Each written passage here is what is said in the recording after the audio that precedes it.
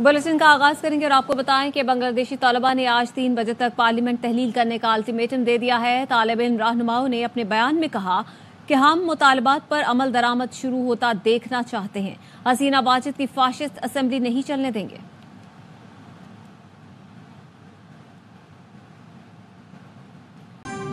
Islamabad high court में बानी PTI को अडयाला जेल में आलमी मुआहिदों और जेल रूल्स के मुताबिक सहूलतों की दरख्वास्त पर समाअत हुई। समाअत का अहवाल जानेंगे हुसैन अहमद चौधरी से। बताइएगा हुसैन। जी देखिए, बानी पीटीआई को अडयाला जेल में आलमी मुआहिदों और जेल रूल के मुताबिक सहूलियात की दरख्वास्त पर समाअत हुई है। चीफ जस्टिस आमिर फारूक ने इस्तफसार करते हुए कहा कि अडयाला जेल हुकाम से पूछ लेते हैं कि ज्यादा मुतलका वही है। जेल हुकाम बताएं कि जमीनी हकायक क्या हैं, क्या हकीकत क्या है और क्या सहूलियात दी जा रही हैं।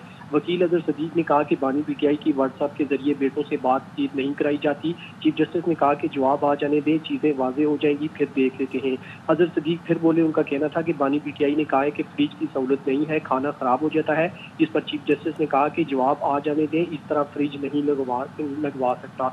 बानी पीटीआई को जेल में सहूलियात फराहम करने की केस में अदालत ने रिपोर्ट जो है वो 2 हफ्तों में तलब कर ली है कि क्या क्या सहूलियात हैं, क्या नहीं है, और रिपोर्ट जमा करवा कर कापी दरखास्त गुजार के वकला को देने की हिदायत करते हुए समाअत 22 अगस्त तक मुलतवी कर दी है। जी ठीक है, हुसैन अहमद चौधरी सवाल से आगाह करे थे, बहुत शुक्रिया आपका।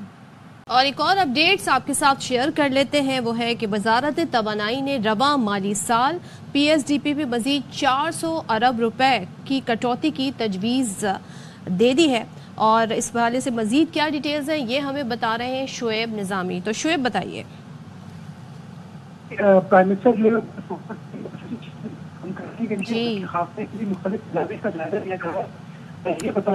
शोएब आपको दोबारा कनेक्ट करते हैं और आपसे डिटेल जानने की कोशिश करते हैं। अच्छा, इसमें मजीद जो डिटेल्स हैं वो सामने ये आ रही हैं कि पीएसडीपी में दूसरी बार कटौती बिजली बिलों में रिलीफ देने के लिए होगी। प्रोजेक्ट्स के लिए तरक्याती बजट का साइज 700 अरब रुपए तक महदूद हो जाएगा। 3000 अरब से जायद का फंड कैपेसिटी पेमेंट और गर्दिशी कर्जे में एडजस्ट होगा। और साथ ही पहली कटौती 350 अरब, दूसरी कटौती होगी 50 अरब रुपए की और सूबे 1500 अरब सालाना तरक्याती प्रोजेक्ट से कम करके विफाक को देंगे। 3 से 5 साल के लिए कैपेसिटी पेमेंट और गर्दिशी कर्जे की मद में से एडजस्ट किया जाएगा। बिजली के बिलों में रिलीफ की तजवीज़ पर IMF से अभी मुशावरत नहीं हुई है। वज़ीर आज़म की हतमी मंजूरी के बाद IMF के साथ मुशावरत की जाएगी। एग्जीक्यूटिव बोर्ड इजलास से कबल तजवीज़ को IMF से डिस्कस नहीं किया जाएगा। बरतानिया के वजीर खारजा ने बांग्लादेश के हालात का अक़वाम मुत्तहिदा के तहत तहकीकात कराने का मुतालबा कर दिया। डेविड क्लेमी का कहना है बांग्लादेशी अवाम अक़वाम मुत्तहिदा के ज़ेर क़यादत मुकम्मल और आज़ाद तहकीकात की मुस्तहिक है। बरतानिया बांग्लादेश का पुरअमन और जमहूरी मुस्तक़बिल यकीनी बनाने के लिए इक़दामात देखना चाहता है। फ़रीक़ैन अमन की बहाली के लिए तशद्दुद और मज़ीद हलाकतें रोकने में ताउन करें। अक़वाम मुत्तहिदा ने भी बांग्लादेश में इक़्तिदार की पुरअमन मुंतक़ली और एहतसाब का मुतालबा किया है। अक़वाम मुत्तहिदा के हाई कमिश्नर बराए इंसानी हुकूक़ वॉल्कर तुर्क ने कहा है बांग्लादेश में इक़्तिदार की पुरअमन मुंतक़ली के दौरान इंसानी हुकूक़ को मद्देनज़र रखा जाए और पुरतशद्दुद वाक़यात के ज़िम्मेदारान को इंसाफ के कटहरे में लाया जाए। फवाद चौधरी का कहना है कि बानी पीटीआई ने इदारों से बातचीत का कहा है, इसका मुस्बत जवाब आना चाहिए। पाकिस्तान के मसाइल के हल के लिए अफ़ाम तफ़हीम से चलना होगा। इस्लामाबाद हाई कोर्ट के बाहर मीडिया से गुफ्तगू करते हुए फवाद चौधरी ने कहा कि 18 सीटों के साथ वज़ीर आज़म बने हुए हैं। इमरान खान ने बात की है, एस्टैब्लिशमेंट के साथ बातचीत होनी चाहिए, इसका मुस्बत जवाब दिया जाना चाहिए। पाकिस्तान के जो मसाइल हैं इस वक्त वो इस नौइयत के हैं कि उसमें आपको एक मिनिमम अफ़हाम तफ़हीम चाहिए। सब लोगों को पता है कि 18 सीटों के साथ वज़ीर आज़म बना हुआ है, लिहाजा उनकी कोई लेजिटिमेसी नहीं है। तहरीके इंसाफ को 2 साल बड़ी कोशिश कर ली आपने ख़त्म करने की, ना इमरान खान ख़त्म हो रहा है ना PTI ख़त्म हो रही है। वक्त आ गया है कि तजर्बे बदले जाएं, एक दफ़ा अवाम की तरफ रुजू करके और अवाम की जो आरा है उसको सामने रख के हम आगे चलने की एक सही और कोशिश करें। पूरा पाकिस्तान इस वक्त इमरान खान के साथ खड़ा है, वो एक सियासी हकीकत है, आप उनके बगैर कैसे पॉलिटिकल ला सकते हैं। इस्लामाबाद से खबर है जी, खबर आप तक पहुंचा देते हैं और वो बेसिकली वाक़या जो पेश आया है उससे मुतालिक हम आपको बता देते हैं। खबर है इस्लामाबाद सेक्टर I9 के प्लाजा में बैंक में आग लग गई है और आग बुझाने के लिए इमदादी टीमों को तलब कर लिया गया है। और ये सेक्टर I9 है और ज़ाहिर है कि ये I9 और ये I9 मरकज़ भी यहाँ पर करीब ही है, तो ये आप देख सकते हैं कि खासी आग लगी हुई है और यहाँ पर फायर ब्रिगेड को तलब कर दिया गया। आई एम श्योर कि वहाँ पर फायर सेफ्टी के अरेंजमेंट्स भी होंगे, लेकिन इसके बावजूद क्या वजह रही आग लगने की ये अभी बाद में पता चलेगा, लेकिन अल्लाह करे कि इसमें कोई जानी नुकसान ना हो। वज़ीर ख़ज़ाना मोहम्मद औरंगज़ेब कहते हैं कि रवा माह के इख्तिताम तक IMF एग्जीक्यूटिव बोर्ड से स्टाफ लेवल मुआहदे की मंजूरी हो जाएगी। IMF एग्जीक्यूटिव बोर्ड से मुआहदे की मंजूरी के बाद क्लाइमेट फाइनेंसिंग पर भी बातचीत की जाएगी।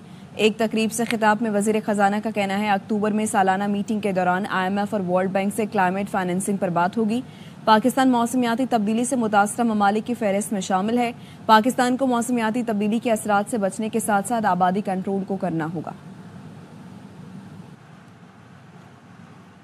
FPCCI ने IPPs के खिलाफ सुप्रीम कोर्ट से रुजू कर लिया। FPCCI ने IPPs के फॉरेंसिक ऑडिट की इस्तदा की है। तफसीलात क्या हैं, राजा मोहसिन इजाज से जानेंगे।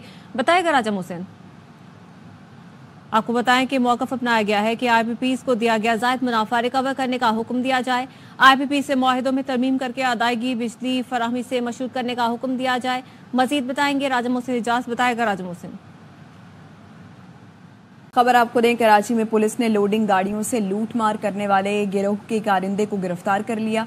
मुलजिम की निशानदही पर हैवी जनरेटर बरामद कर लिया। बात करेंगे, नज़ीर शाह हमारे साथ मौजूद हैं। आगाह कीजिए नज़ीर इस मुतालिक। बिल्कुल देखें, कोरंगी इंडस्ट्रियल एरिया पुलिस है जिसने टेक्निकल बुनियादों पर बड़ी कार्रवाई करते हुए लोडिंग गाड़ियों से लूट मार करने वाले ग्रुप का अहम कारिंदा गिरफ्तार कर लिया है। इस वाले से SSP कोरंगी तोहीर रहमान का कहना है कि मुलजिम की निशानदही पर शाह रतीफ की हदूद से एक हैवी जनरेटर बरामद हुआ है जो 30 kVA का जनरेटर था जिसकी कीमत लाख रुपए बताई जा रही है। और मुलजिमान ने 27 जुलाई को कोरंगी की हदूद में वारदात करते हुए सुजुकी ड्राइवर को असले के तौर पर रोका था और उसे अपनी गाड़ी में बिठाया था, जबकि सुजुकी दीगर मुलजिमान चलाकर ले गए थे और मुलजिमान ने हैवी क्रेन की मदद से वो जनरेटर उतार कर एक गोदाम में रख दिया था। और पुलिस का ये कहना है कि इसमें 4 मुलजिमान थे जिसमें 3 मुलजिमान मफरूर है जिनको जल्द गिरफ्तार कर लिया जाएगा और चंद रोज के अंदर ही टेक्निकल बुनियादों पर इस केस को हल करते हुए एक मुलजिम को गिरफ्तार करके उसका जो जनरेटर था वो बरामद किया गया और मजीद कार्रवाई की जा रही है। जी शुक्रिया आपका नज़ीर शाह।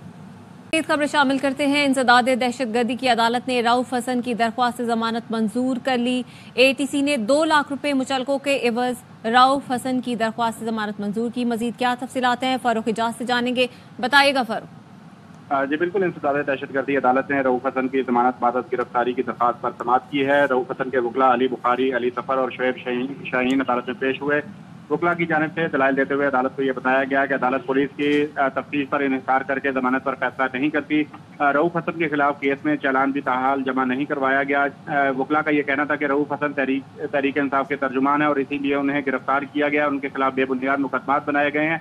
वकला का यह कहना था कि रऊफ हसन के खिलाफ कोई भी ऐसा सबूत नहीं जो जुर्म के साथ बराह रास्त मुंसलिक हो, लिहाजा रऊफ हसन की जमानत को मंजूर किया जाए। जो प्रोसिक्यूटर हैं इस केस के राजा नवीद, उनका यह कहना था कि अहमद वकास जंजुआ के बयान के फौरन बाद रऊफ हसन को इस केस में नामजद कर दिया गया था और पुलिस को मालूम हुआ कि रऊफ हसन ने बारूदी मवाद खरीदने के लिए पैसे दिए हैं और रऊफ हसन के खिलाफ केस में नाकाबिले जमानत दफात लगी हुई हैं। प्रोसिक्यूटर की जानिब से अदालत से इस्तदा की गई कि रऊफ हसन की जमानत की दरखास्त को मुस्तरद किया जाए। ताहम अदालत ने दलाइल सुनने के बाद रऊफ हसन की जमानत की दरखास्त को मंजूर कर लिया है। फारूक इजाज इस हवाले से आगाह करते हैं, शुक्रिया आपका।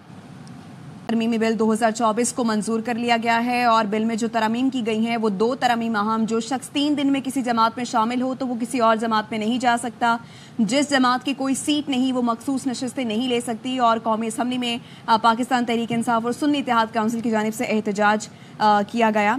सरबराह पिलडॉट अहमद महबूब साहब ने हमें ज्वाइन किया, उन्हें शामिल गुफ्तगू करते हैं। सर बहुत शुक्रिया आपके वक्त का। ये कहिएगा कि मखसूस नशिस्तों से मुतालिक सुप्रीम कोर्ट का फैसला वाज़ेह है, फैसला आया और उसके बाद अब इलेक्शन एक्ट में तरमीम की ये मंजूरी देना, सर अब कौन सा फैसला रहेगा? देखिए, ये जो आईनी तरमीम आज कौमी असम्बली से पास हुई है, गालिबन सेनेट से भी पास हो जाएगी शाम को और एक आध दिन में सदर मुमलिकत भी उस पर दस्तखत कर देंगे और शायद एक कानून बन जाएगा। तो उससे 2 बातें मैं कहना चाहता हूँ कि ये पाकिस्तान की पार्लिमानी तारीख में ये तरमीम एक बड़ी अनोखी तरमीम की हैसियत से याद रखी जाएगी। एक तो ये है कि इसके अंदर कोई कानून उन्होंने नहीं तब्दील किया। एक तरमीम तो वो होती है जिसमें कोई कानून को तब्दील किया जाए, कोई नया कानून लाया जाए, कोई इजाफा किया जाए। तो हकीकतन ये सारे कवानीन पहले से मौजूद हैं आइन में और इलेक्शन एक्ट 2017 में, सिर्फ उनका यहाँ रीइटरेशन है, यहाँ दोहराया गया है और उसके ऊपर एम्फसाइज किया गया है और साथ ही ये कहा गया है کہ عدالت کے فیصلے قانون کو تبدیل نہیں کر سکیں گے. تو یہ تو حقیقت ہے پہلے بھی کہ آئین کے فیصلہ کیا قومی اسمبلی سے پاس کی گئی پارلیمنٹ سے پاس کی گئی قانون یا آئین کی ترمیم کو عدالت اوور رول نہیں کر سکتی سوائے ان حالات میں جبکہ وہ آئین سے متصادم ہو تو یہ آئین سے متصادم پر ہی لگتی.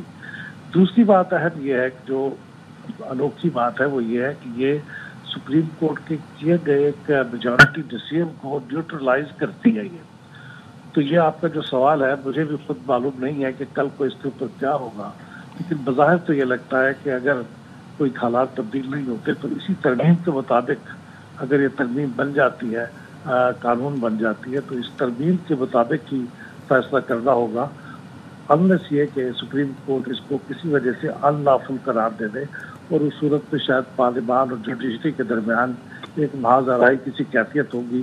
کچھ نہیں کہہ سکتے کہ کس کی بات مانی جائے گی. بہت شکریہ احمد بلال محبوب صاحب وقت دینے کے لیے. اور لاہور ہائی کورٹ میں پی ٹی آئی رہنما عالیہ حمزہ کے خلاف مقدمات کی تفصیلات کی درخواست پر سماعت ہوئی. عدالت نے وفاقی اور صوبائی حکومت کو کل کے لیے نوٹس جاری کرتے ہوئے مقدمات کی تفصیلات طلب کر لی ہیں. درخواست میں موقف اپنایا گیا ہے کہ عالیہ حمزہ کو 9 مئی کے مقدمات میں گرفتار کیا گیا. تمام مقدمات میں ضمانت کے باوجود انہیں رہا نہیں کیا گیا. جسٹس علی باقر نقشوی نے عالیہ حمزہ کے شوہر حمزہ جاوید ملک کی درخواست پر سماعت کی. امریکہ بنگلہ دیش کے عوام کے ساتھ کھڑا ہے. ترجمان امریکی محکمہ خارجہ میتھیو ملر نے واشنگٹن میں نیوز کانفرنس میں کہا کہ بنگلہ دیش کی صورتحال کا جائزہ لے رہے ہیں، عبوری حکومت کے قیام کے اعلان کا خیر مقدم کرتے ہیں، فارقین پر زور دیتے ہیں کہ تشدد سے گریز کریں اور تحمل سے کام لیں. We have seen the announcement that Prime Minister Hasina resigned from her position and departed Bangladesh. We are monitoring the situation carefully. The United States stands with the people of Bangladesh. We urge all parties to refrain from further violence. Too many lives have been lost over the course of the past several weeks, and we urge calm and restraint in the days ahead. We welcome the announcement of an interim government. All decisions regarding the interim government should be made with respect to democratic principles, rule of law, and the will of the Bangladeshi people. News right now. Us topic پہ ہم تفصیلی طور پر بات کریں گے کہ اسد عمر صاحب کی طبیعت ناساز ہو گئی ہے. کمرہ عدالت میں وہ پہنچے تھے تو وہاں پر پتہ چلا کہ عدالت میں ان کی طبیعت ناساز ہوئی اور وکلاء نے ریسکیو 1122 کو فوری طور پر طلب کر لیا. عابد خان ہمارے ساتھ موجود ہیں، ان سے مزید جان لیتے ہیں. عابد خان بتائیے گا اس سے متعلق.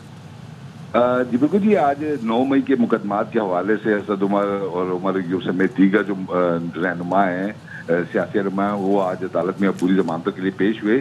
عدالت میں چونکہ رش تھی آج زیادہ تعداد میں وکلاء اور سائلین موجود تھے جس کی وجہ سے اچانک اسد عمر کی طبیعت خراب ہوئی. پہلے تو ان کے وکلاء نے فوری طور پر 1122 کو کال کی، بعد ازاں وہ اچانک نیند بے ہوش ہو گئے جس کی وجہ سے وکلاء پولیس کے عملے نے جو ہے اور دیگر لوگوں نے انہیں اٹھا کر انسداد دہشت گردی عدالت کے باہر کھڑی جو ان کی گاڑی تھی ان کی گاڑی تک پہنچایا اور ان کو فوری طور پر PIC منتقل کر دیا گیا تاکہ ان کو طبی امداد دی جائے. چونکہ اسد عمر پہلے ہی کچھ دل کے عارضے میں مبتلا ہیں اس لیے جو ہے ان کو فوری طور پر PIC بھجوا دیا گیا. اچھا، تو پھر PIC کا ویسے یہاں سے فاصلہ کتنا ہے اور ابتدائی طور پر وہاں سے کیا پتہ چل سکا ہے؟ جی PIC تو بالکل قریب ہی ہے، میکسیمم 5 منٹ کی ڈرائیو ہے. اب چونکہ ابھی تو وہ پہنچے ہیں، اب ڈاکٹر جو ان کے چیک اپ وغیرہ کرنے اور دیکھنا یہ کیا ہے اچانک ان کی طبیعت کیوں خراب ہوگی. چونکہ لگتا تو یہ ہے کہ انہیں شاید اس وقت کوئی دل کی تکلیف ہوئی ہے، شدید حفظ بھی ہے، رش بھی تھا عدالت کے اندر جس کی وجہ سے جو ہے وہ ان کی طبیعت اچانک خراب ہوئی اور پھر ان کو اٹھا کر مجبوراً چونکہ انسداد دہشت گردی عدالت میں جہاں سماعت ہوتی ہے اور جو پورا احاطہ ہے اسے وکلاء نے اور پولیس اہلکاروں نے اٹھا کر اسد عمر کو دوڑاتے ہوئے جو ہے وہ عدالت سے باہر لائے اور باہر لا کر انہیں PIC بھجوا دیا گیا تاکہ ان کو وہاں پراپر ٹریٹمنٹ مل سکے.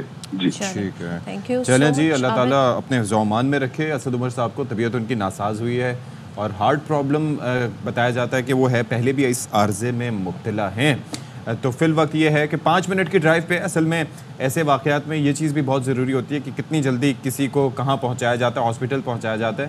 اور یہ پنجاب انسٹیٹیوٹ آف کارڈیولوجی ویسے جو ہے وہ اس حوالے سے ڈیزگنیٹڈ ہاسپٹل بھی ہے، تو ول ہوپ کہ اللہ تعالیٰ کرے کہ وہ صحت یاب ہو جائیں.